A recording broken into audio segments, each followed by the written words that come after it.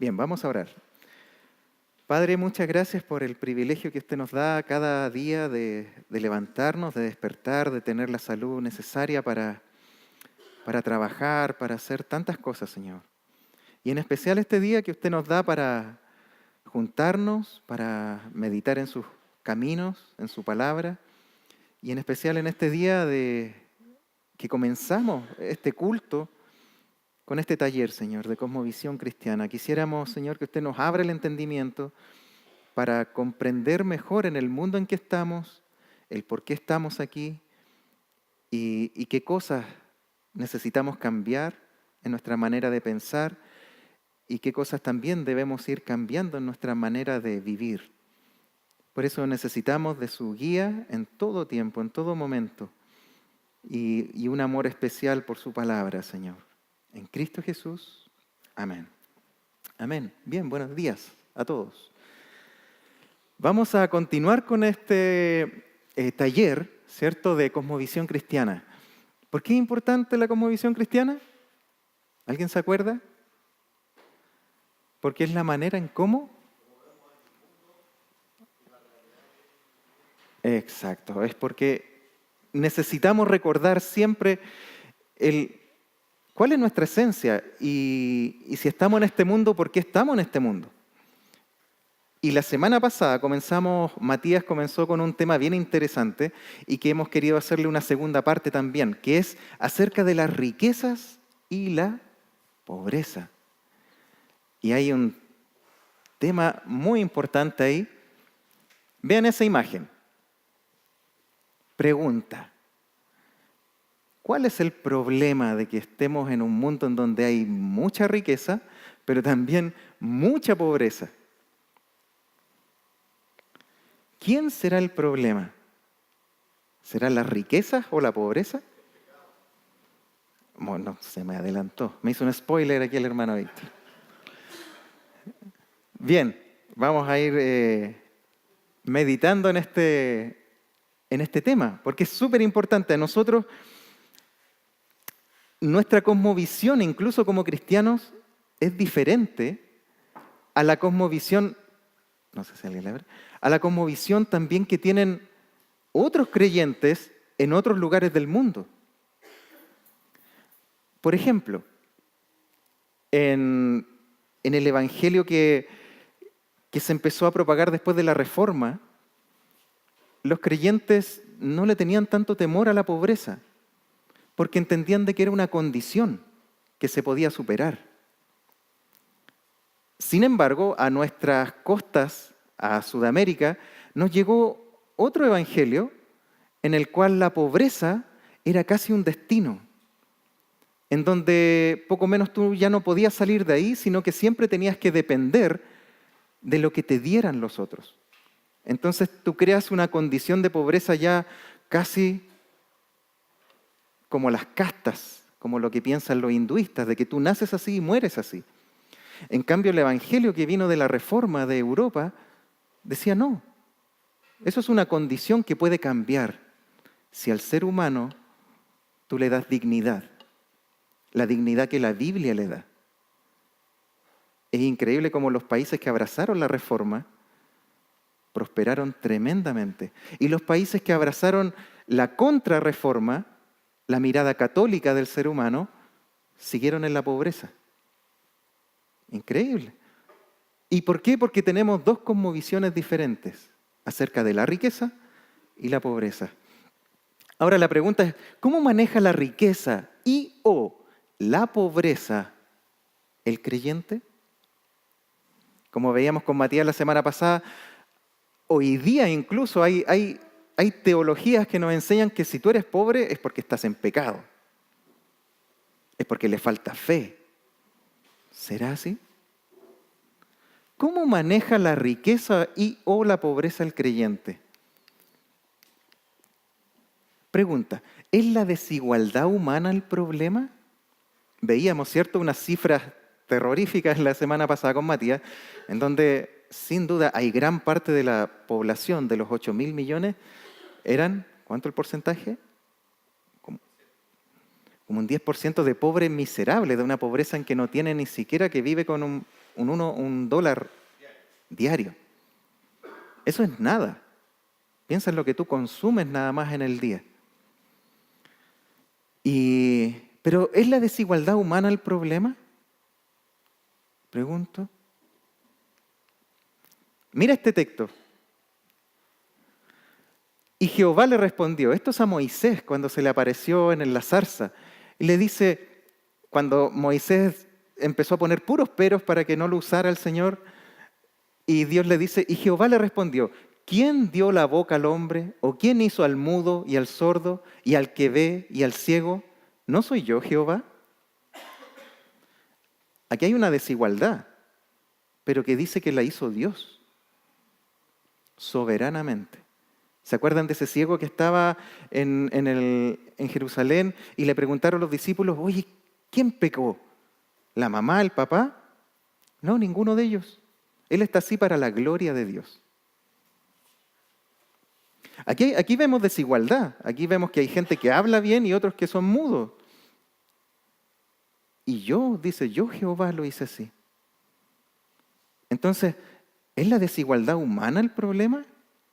¿O la desigualdad humana es una oportunidad? ¿Qué hacemos hoy día como mundo? Somos súper egoístas en los países, si tú vas a los Países Bajos, hoy día en Europa, tú no ves ni minusválidos, ni ves gente con problemas de salud, todos se ven perfectos y bonitos, pero ¿sabes por qué? Es porque a los niños con problemas los abortan. Y a los ancianos les tienen la eutanasia, para que ya no lo necesitamos, váyase. ¿Qué pasa con esa mirada, con esa cosmovisión? Queremos todos ser bonitos y perfectos. ¿Eso es igualdad? ¿Y es bueno? No, porque aumenta nuestro egoísmo. Sin embargo, la cosmovisión cristiana no tiene problema con la desigualdad, con que tú seas más talentoso, con que tú tengas, Dios te haya dado más talento que a mí. No importa, para la gloria de Dios te los dio y a mí me dio menos. A uno le dio 10 talentos, a mí me dio 1. La idea es multiplicar esos talentos. No envidiarnos ni tener problemas con la desigualdad que podamos tener. Al contrario, el que tiene más ayuda al que tiene menos.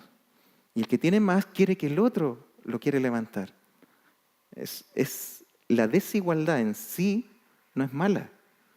Nos ayuda a amarnos más. Un niño que tengamos con problemas, con un síndrome de Down, ¿qué va a hacer? Si tú escuchas los testimonios de personas que han criado niños con síndrome de Down, son personas que cambian su manera de ver el mundo y la vida, porque han aprendido a amar más, su corazón se ensancha. En Job 38-39, cuando Dios le dice a Job, ¿dónde estabas tú, Job, cuando yo hice esto, cuando yo hice esto, cuando yo hice esto? Cuando yo hice al avestruz, que más encima rompe sus huevos, y la hice con poca inteligencia. Desigualdad. No es el problema la desigualdad. ¿O es el corazón humano el problema con la desigualdad? Este texto lo hemos leído y releído, pero es interesante volver a leerlo, porque aquí está el problema. Cristo mismo lo dice, porque de dentro del corazón de los hombres salen los malos pensamientos. Parte por el pensar, la cosmovisión. Los adulterios, las fornicaciones, los homicidios. Esto tiene que ver con la riqueza y la pobreza. Los hurtos, las avaricias, las maldades, el engaño, la lascivia, la envidia del que tiene menos, envidia al que tiene más. Y el que tiene más, la soberbia, la maledicencia, la insensatez, la soberbia menosprecia al que tiene menos. El problema no está en la desigualdad, el problema, como dice Cristo, está en el corazón humano. Jeremías 17, 9, 10, lo vimos la otra vez de memoria. Engañoso y perverso es el corazón humano. ¿Quién lo comprenderá? Y el versículo 10 dice, yo Jehová, que escudriño el corazón y pruebo la mente, para dar a cada uno conforme a sus obras. No conforme a la igualdad o desigualdad que haya, sino conforme a sus obras, conforme a su corazón. Y esto es interesante, vamos a hacer un barrido muy rápido, a ver, esperemos que alcancemos. ¿Cómo manejó la riqueza y la pobreza la iglesia histórica? Vamos a ver aquí, vamos a dar un viaje cronológico rápidamente. La iglesia apostólica, ¿qué hizo con la desigualdad, con la pobreza, con la riqueza?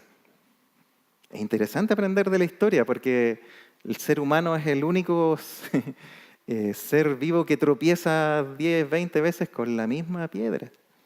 La iglesia apostólica, año 30 más o menos al 100 después de Cristo, dice la Escritura en el libro de Hechos de que compartían sus bienes.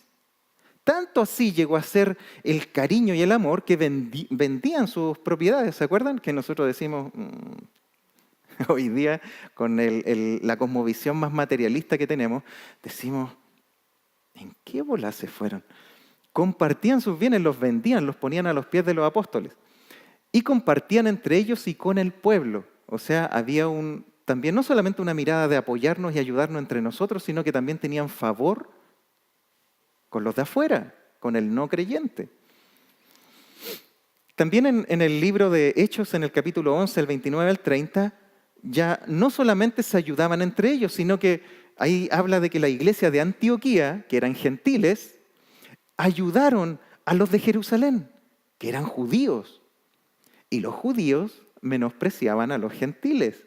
Pero estos gentiles de acá vieron que estaban pasando necesidad. Los de allá hicieron una ofrenda, se la pasaron a Pablo y a Bernabé, vaya a dejarla. Ayudamos a nuestros hermanos. Así se comportaba la iglesia en cuanto a la riqueza y a la pobreza. Se ayudaban con ofrenda. En 2 de Corintios, esto es más terrible aún porque las iglesias de Macedonia dieron de lo que no tenían. O sea, de su pobreza, dice Pablo, mandaron una ofrenda a los hermanos. Y ellos querían hacerlo. Si tú lees ese texto, 2 Corintios 8, 1 al 5, es extraordinario porque ellos pidieron, no, nosotros queremos ayudar a nuestros hermanos. Eran pobres, pero querían ayudar. ¿Por qué? Porque un corazón, recuerda, ahí está el conflicto de la riqueza y la pobreza. No es la desigualdad. Cristo mismo dijo, todo el tiempo van a tener a los pobres.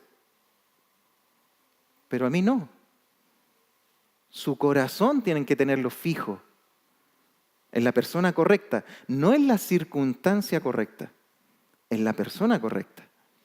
Un corazón apegado a Dios es un corazón dadivoso en la riqueza y en la pobreza, no solamente en la abundancia. Así era la iglesia apostólica y también hubo problemas. ¿Se acuerdan de Ananías y Zafira? Un poquito nos vamos a guardar, sí. Oye, es mucho. Este mes no fue muy bien. El diezmo va a ser mucho. No, un corazón apegado a Dios incluso no se va a restringir por un 10%. Un 10%, de acuerdo a la Escritura, es una base. Hay hombres que vivieron hasta con un 10% y dieron su 90% porque ya tenían suficiente. Porque es una actitud del corazón, no de un número, no de una tradición. ¿Cómo manejó la riqueza y la pobreza la iglesia histórica? Después pasa algo interesante porque la iglesia empezó a ser perseguida del año 100 al año 313. Pero la iglesia, aunque empezó a ser perseguida, se esparce por todo el imperio romano, Roma, Alejandría, Antioquía, Galia, Bizancio, todo se empieza a esparcir con el evangelio, aún en medio de tiempos prósperos y de terribles persecuciones. No siempre hubo persecución, pero sí hubo tiempos prósperos incluso en esos primeros 2 siglos. Un corazón apegado a Dios es un corazón que comparte la verdad, predica a ricos y pobres. No tiene excepción de personas. Aquí la iglesia empezó a esparcirse por todo tipo de personas, tanto ricos como pobres. Gente muy influyente empezó a ser creyente. Gente que trabajaba para el imperio romano empezó a ser creyente y empezaban a ayudar en las diferentes situaciones que habían. El problema es que en ese tiempo también, mira esta cita de Eusebio. Este hombre vivió entre el año 260 más o menos al 300 y algo después de Cristo. Y miren lo que él escribe en los tiempos en que la iglesia no era perseguida. Él dice, pero la mayor libertad trajo con ella la arrogancia y la pereza. Comenzamos a envidiarnos y a atacarnos unos a otros y a hacernos la guerra unos contra otros con armas hechas de palabras. Algo empezó a pasar en la iglesia. Ejemplos tenemos a Israel, a Sodoma, a Babilonia y la iglesia hoy, que cuando hay mucha riqueza, también hay mucha pereza, ociosidad, tiempo perdido. Un corazón desapegado a la palabra de Dios es un corazón que se empieza a mirar demasiado a sí mismo. Ese es un problema con la riqueza o la pobreza. También está la iglesia imperial, vamos a ir rapidito. ¿Qué pasó con la iglesia imperial cuando después de ser perseguidos, Constantino dice, no, ustedes ahora van a ser la iglesia oficial del Imperio Romano? Todos los templos que eran paganos se los pasamos a ustedes. Ustedes que eran perseguidos y que les quitamos sus tierras y todo, se las devolvemos y les devolvemos con intereses. Tomen, ahora ustedes son obispos de renombre. Hubo un hombre, Juan Crisóstomo en ese tiempo, un obispo de Constantinopla, de la iglesia de Constantinopla, que ya empezó a advertir algo que no estaba bien. A este hombre le llamaban boca de oro porque predicaba muy potentemente en ese tiempo y le predica a la iglesia en Constantinopla, le dice, ¿cómo piensas cumplir los mandamientos de Cristo si te dedicas a reunir intereses, amontonando préstamos, esclavos como ganado, añades injusticia, adueñándote de tierras y casas, aumentando la pobreza y el hambre? Le está hablando a la iglesia. A él lo desterraron por ser demasiado claro con la iglesia. Porque la iglesia imperial empezó a fijar su corazón en la riqueza. Un corazón que cambia la palabra de Dios es un corazón que quiere controlar a los demás. Es un corazón controlador. Problemas con las riquezas. Esta es la iglesia medieval del año 476 al 453. 1000 años, un milenio. Problemas con la riqueza y la pobreza. Aquí se formaron dos extremos. Se institucionaliza el poder y la mendicidad. La riqueza por un lado y la pobreza por el otro. ¿Qué pasa? La iglesia forma jerarquías, un papado, a un hombre que mantenga todo el control, el poder. Y por otro lado se formaron los monacatos, los monasterios, los monjes que querían vivir en la pobreza extrema. El sincretismo comenzó también, se transó la verdad de Dios, se unió a otras creencias. ¿Qué hizo el Papa para mantener el poder? Un ejército, las cruzadas, un totalitarismo, una inquisición, que la gente ya no tenga libertad, que no piense por sí misma. Y un control social por el miedo y la ignorancia, las bulas papales, a vender el perdón de pecados. Todo por el amor a las riquezas, al poder. No es el problema la desigualdad, repito. Es el corazón.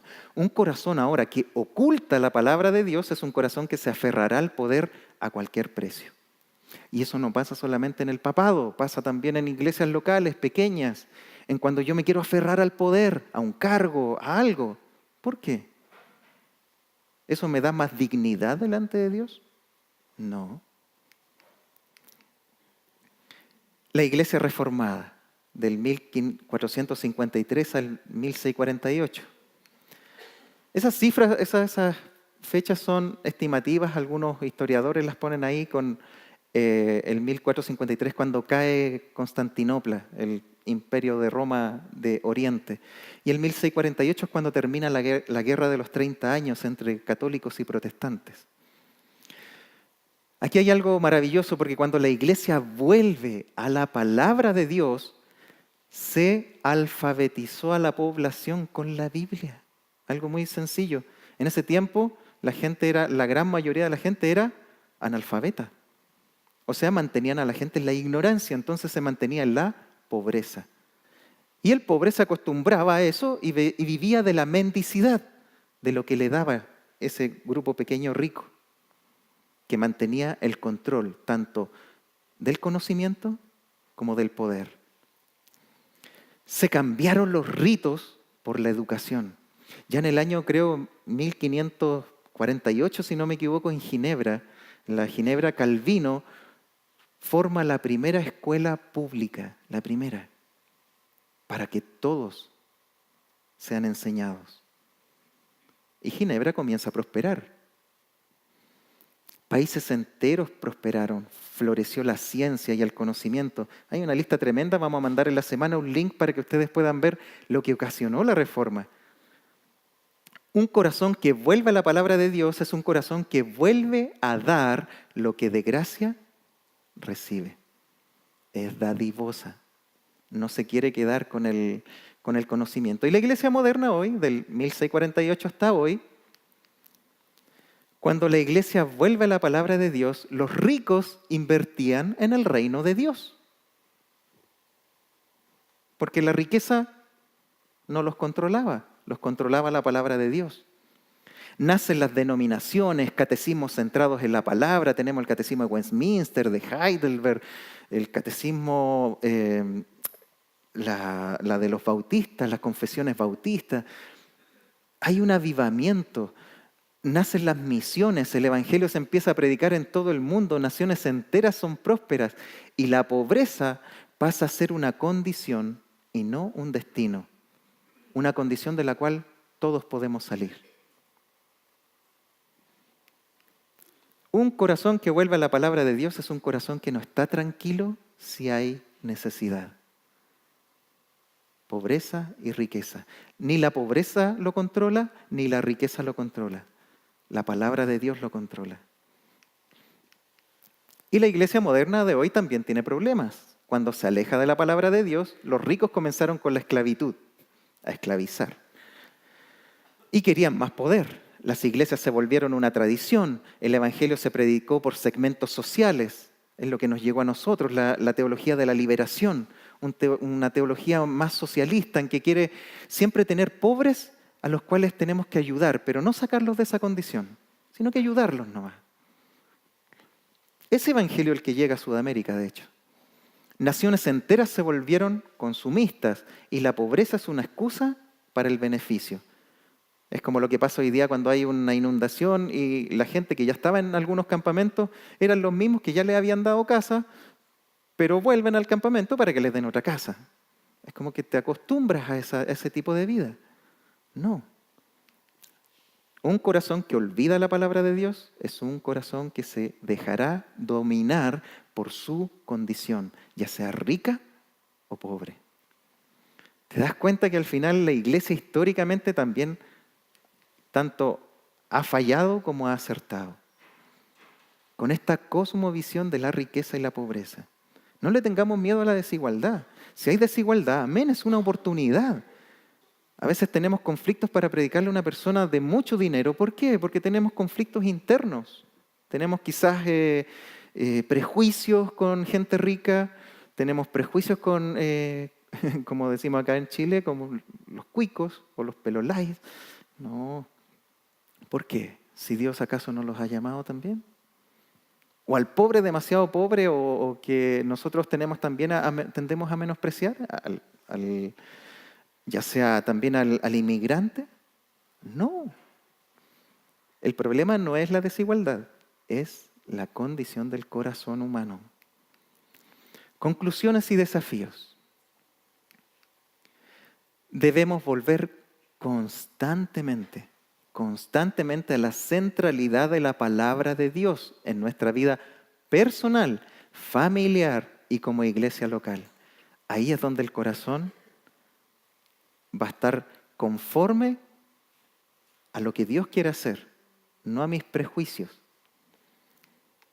El creyente y la iglesia local deben conocer su historia, su contexto, su tiempo y su realidad.